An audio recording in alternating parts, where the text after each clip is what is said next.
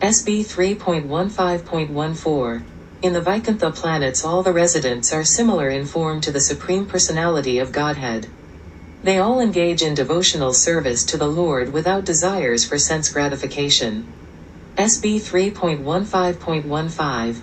In the Vaikuntha planets is the Supreme Personality of Godhead, who is the original person and who can be understood through the Vedic literature.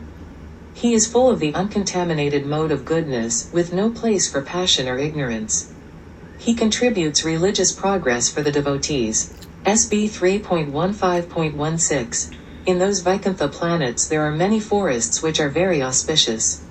In those forests the trees are desired trees, and in all seasons they are filled with flowers and fruits because everything in the Vaikuntha planets is spiritual and personal. SB 3.15.17. In the Vaikuntha planets the inhabitants fly in their airplanes, accompanied by their wives and consorts, and eternally sing of the character and activities of the Lord, which are always devoid of all inauspicious qualities.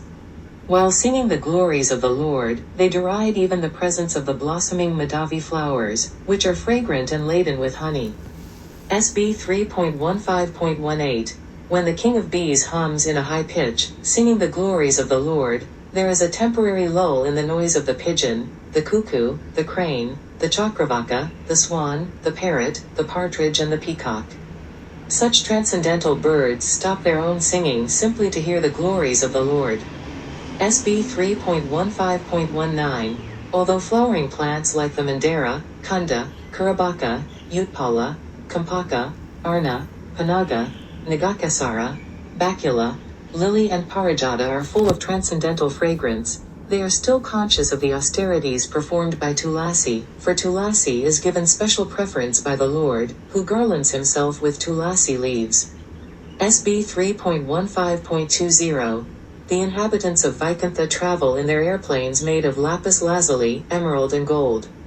Although crowded by their consorts, who have large hips and beautiful smiling faces, they cannot be stimulated to passion by their mirth and beautiful charms. SB 3.15.21. The ladies in the Vaikuntha planets are as beautiful as the goddess of fortune herself. Such transcendentally beautiful ladies, their hands playing with lotuses and their leg bangles tinkling, are sometimes seen sweeping the marble walls, which are bedecked at intervals with golden borders, in order to receive the grace of the Supreme Personality of Godhead. SB 3.15.22. The goddesses of fortune worship the Lord in their own gardens by offering tulasi leaves on the coral-paved banks of transcendental reservoirs of water. While offering worship to the Lord, they can see on the water the reflection of their beautiful faces with raised noses, and it appears that they have become more beautiful because of the Lord's kissing their faces.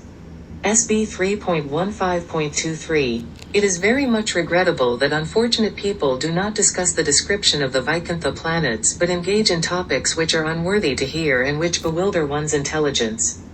Those who give up the topics of Vaikuntha and take to talk of the material world are thrown into the darkest region of ignorance. SB 3.15.24. Lord Brahma said, "My dear demigods, the human form of life is of such importance that we also desire to have such life, for in the human form one can attain perfect religious truth and knowledge. If one in this human form of life does not understand the Supreme Personality of Godhead and his abode, it is to be understood that he is very much affected by the influence of external nature." SB 3.15.25.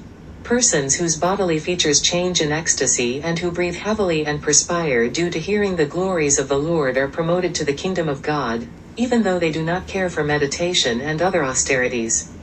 The kingdom of God is above the material universes, and it is desired by Brahma and other demigods.